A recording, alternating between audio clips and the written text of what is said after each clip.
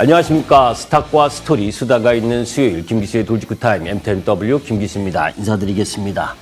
자, 오늘 제가 증시에 들어선 이후로 한 번도 겪어보지 못한 시장의 급락이 나타났죠.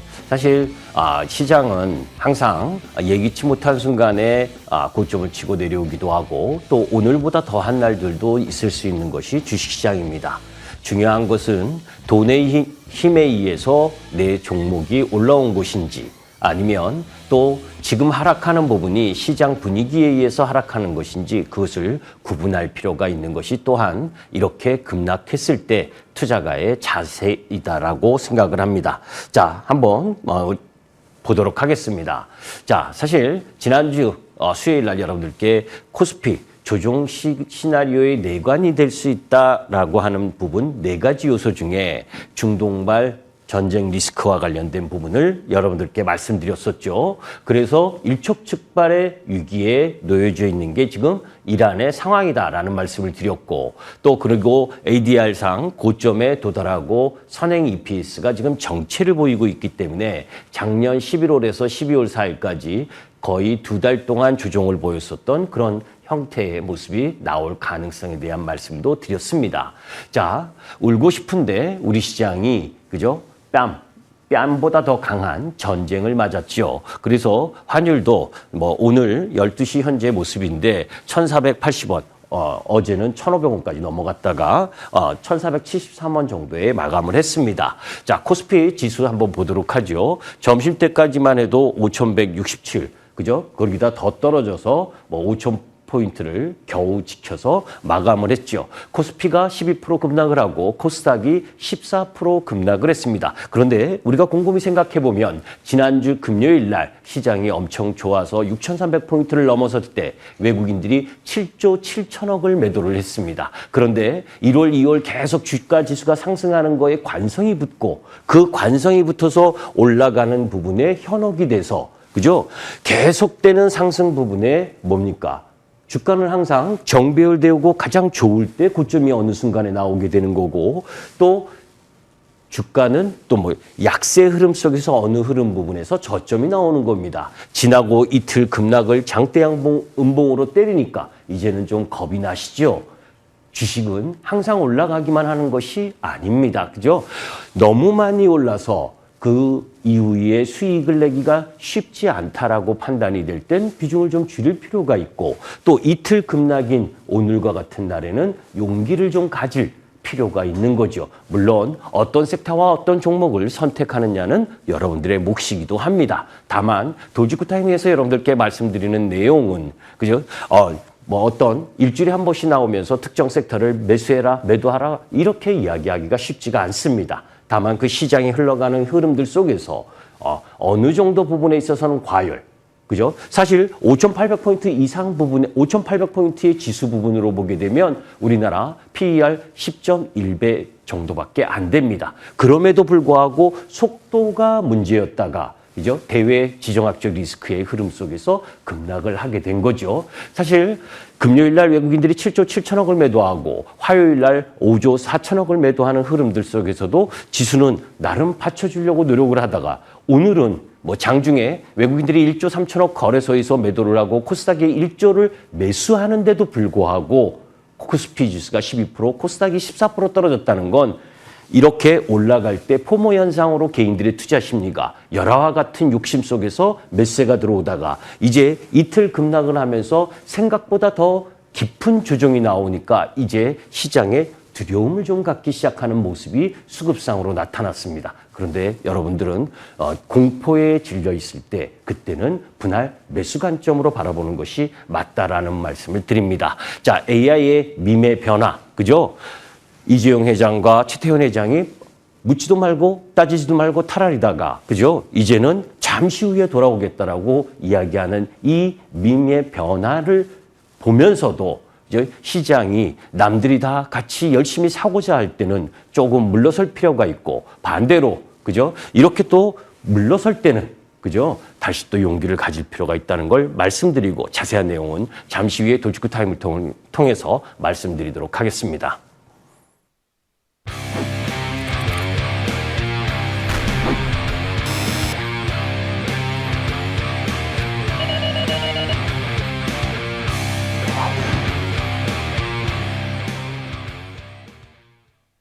자, 우리가 연휴 기간, 그죠? 연휴 기간 첫 일, 2월 28일 토요일 3시쯤에 처음으로 뉴스가 나왔죠. 미국하고 이스라엘이 뭡니까? 대이란 타격 진행 중이다. 선제 타격, 예방 타격을 실시한다. 뭐 그것에 대한 반응 부분이 뭐 각 나라마다 틀리니까 그건 논외로 하고, 사실 과거 중동 1차, 4차 전쟁 당시에 사실 뭐 1차에서 4차 전쟁할 때도 뭐 당일날 3.8% 떨어지기도 하고, 그죠? 그리고 한 달 후면 다 회복되는 그런 흐름들을 보여줬고, 그렇게 지금처럼 그렇게 안 좋은 모습을 보인 적은 없습니다. 그죠? 자, 그런데 그럼 왜 지금은 그렇게 뭡니까? 크게 영향을 받느냐? 지금 작년에도, 그죠?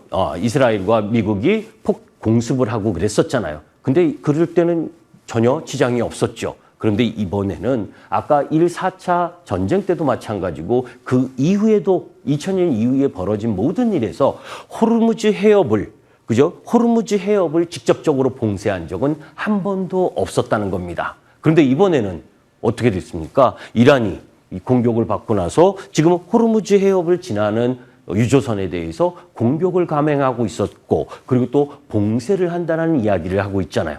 그리고 미국이 공습을 통해서, 이스라엘이 공습을 통해서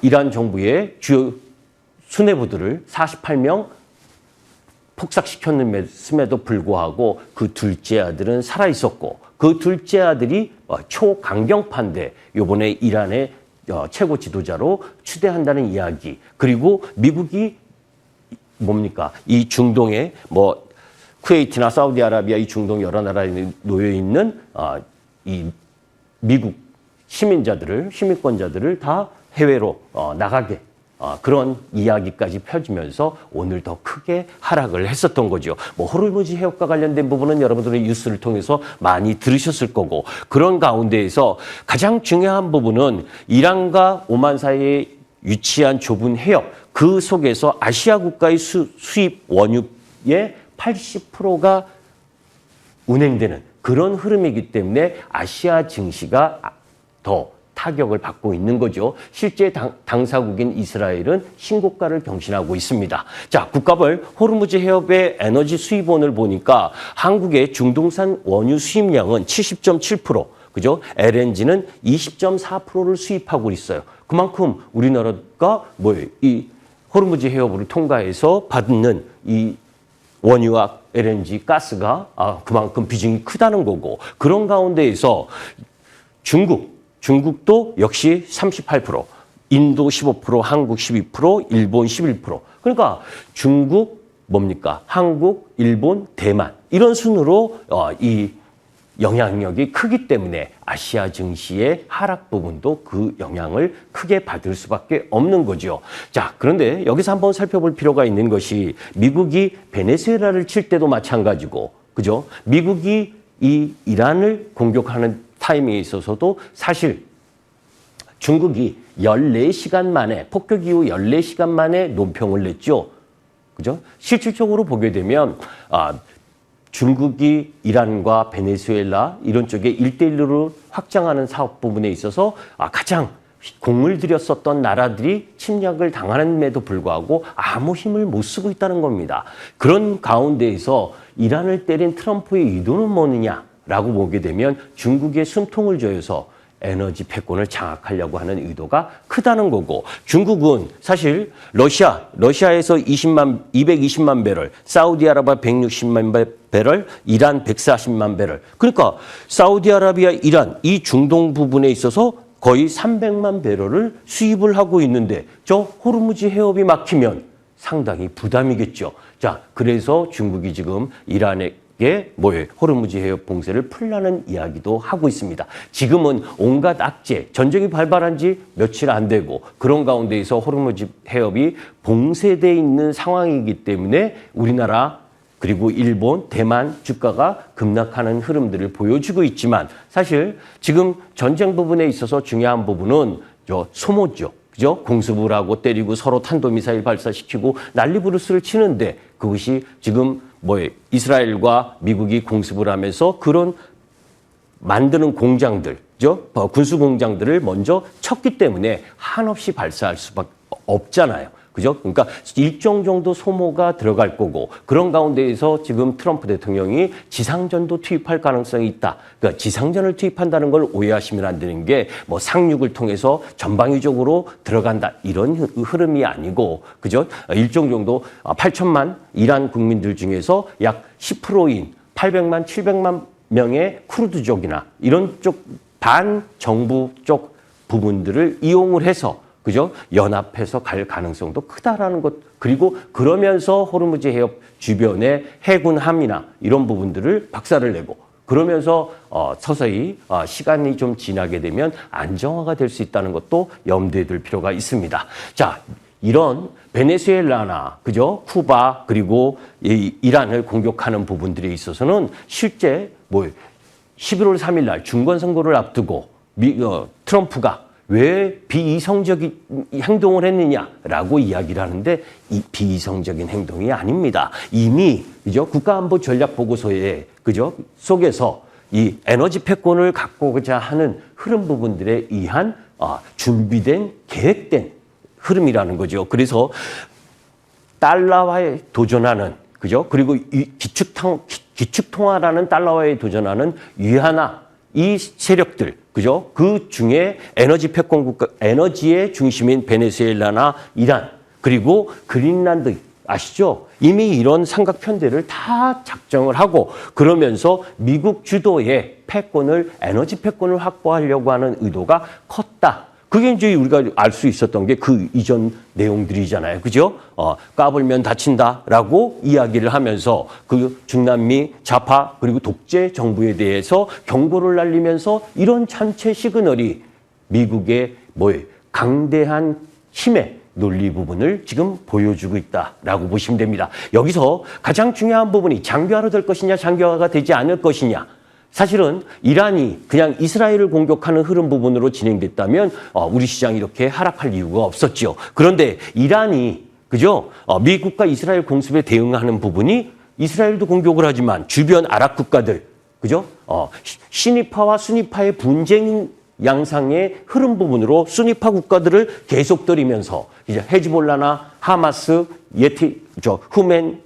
예멘 후티 반군 이 시니파 라인을 건설을 하면서 게릴라전 비대칭 전략 흐름 부분을 가면서 미국하고 맞대응하지 않는 흐름 부분 이렇게 가게 되면 결국 뭡니까? 호르무즈 해협 전면 봉쇄를 하고 그런 가운데에서 글로벌 경제를 볼모화시키고 그게 뭡니까? 물가 상승, 인플레이션 그러면서 미국에 대한 부담을 주게 되고 그리고 그런 가운데에서 자폭 드론이나 탄도 미사일을 통해서 주변국의 군사, 민간, 인프라를 대상으로 공략을 하는 이 비대칭 전략을 지속을 하게 되면 장기전이 될 수 있다. 그렇게 되면 그거를 봉쇄하기 위해서는 공습만 가지고는 안 된다는 부분 그리고 결국 지상전이 일정 정도 진행돼야 된다라고 하는 그런 부분들이 아시아 국가들에게 부담이 되는 거죠. 자, 그런데 반면에 미국 시장 부분은 온갖 악재가 놓여져 있음에도 불구하고 지수 자체는 박스권을 보여주고 있습니다. 나스닥 지수입니다. 온갖 악재가 뭡니까? 사실 우리가 뭐예요? 미국 시장에서 매그니피센트 세븐 종목들이 별 볼 일 없는 상황을 보여주고 있고 그런 가운데에서 소프트웨어 기업들이 박살나고 있는 상황 흐름 그리고 AI에 대한 불안감 속에서 블랙스톤의 사모신용 펀드 이전에 1월 달에 블루아우리 캐피탈에서 이 환매 그죠? 이 부분 15% 정도의 환매가 나왔는데 이번에는 블랙스톤의 사모신용 펀드에서 7.9% 약 5조의 지분 환매 요청이 있을 정도로 사모 대출 시장이 불안하다고 하는 부분 그리고 그런 가운데 영향을 받는 은행주 이런 부분들이 다 하락을 하는데도 박스권을 보여주고 있는 상황 흐름 부분으로 보게 되면 미국 시장은 지정학적 리스크 플러스 이런 요인에도 불구하고 잘 견뎌지고 있는 거죠. 그런 부분은 미국 유동성 기조가 아직 유효하기 때문이다라고 보시고 그런 가운데에서 왜 트럼프가 지금 그죠? 시장 증시에도 안 좋고 물가에도 안 좋을 전쟁을 일으켰느냐 하는 부분 이전에도 계속 말씀드리고 있잖아요. 그죠? 5월 이전에 그죠? 캐시오시 새로운 신연준 의장이 등장하기 이전까지 안 좋은 내용들 지정학적이든 어떤 부분이든 안 좋은 부분들을 다 떨고 가고 그리고 나서 뭡니까? 선거를 앞둔 6개월 부분이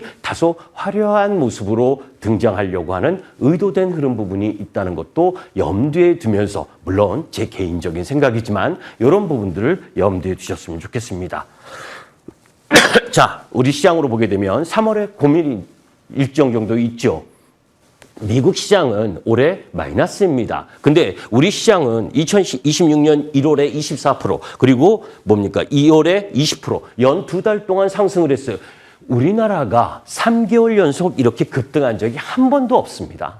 그죠? 뭐 소폭시 상승한 적은 있어도 20% 이상씩 상승했는데 3개월 연속 상승한 적 기대가 크지 않는 것이 당연하잖아요. 그죠?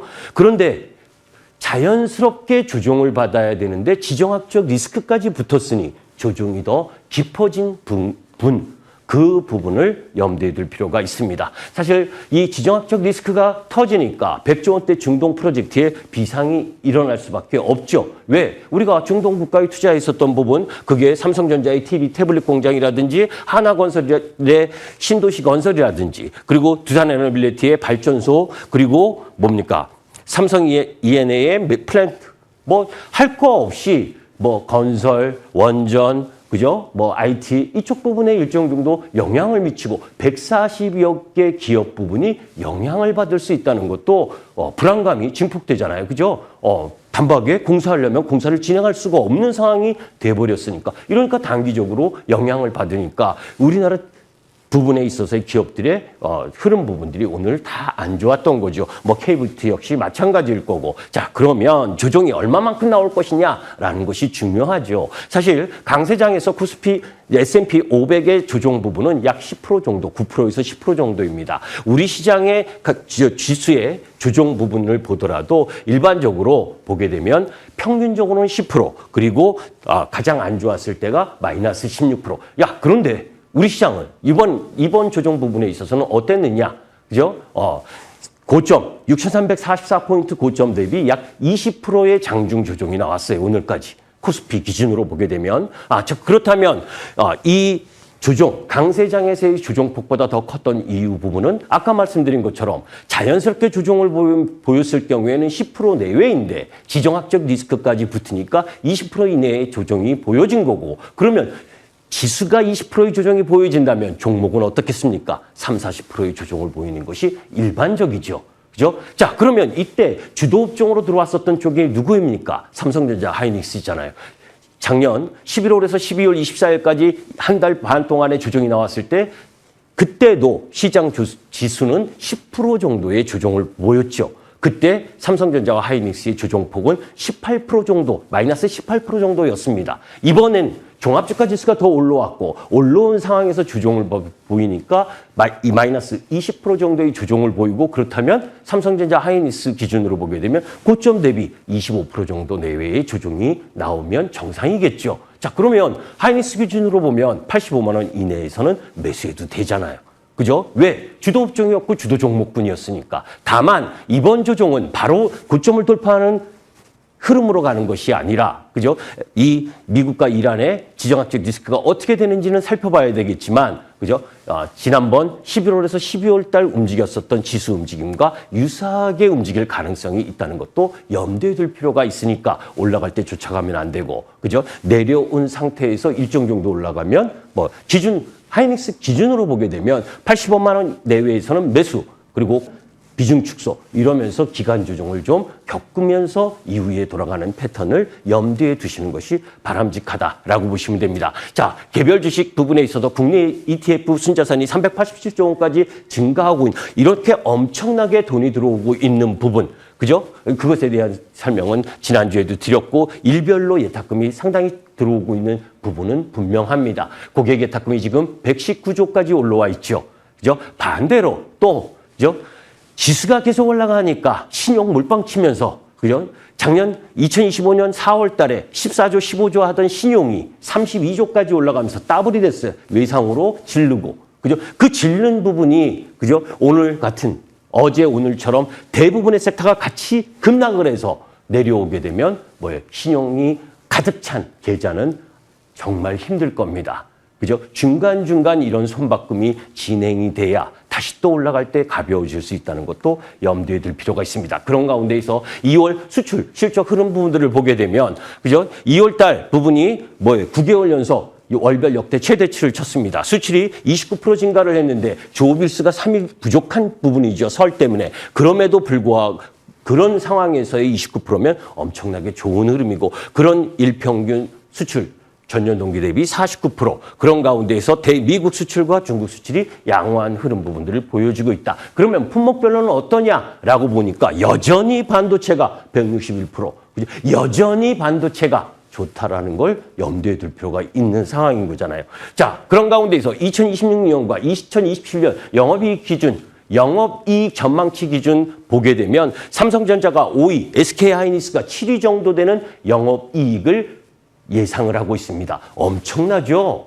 그죠? 그 정도로 영업이익이 증가할 수 있는 흐름 속에서 PER 기준으로 바라보게 되면 PER이 8한 점인데 삼성전자, 하이닉스 월등히 낮잖아요.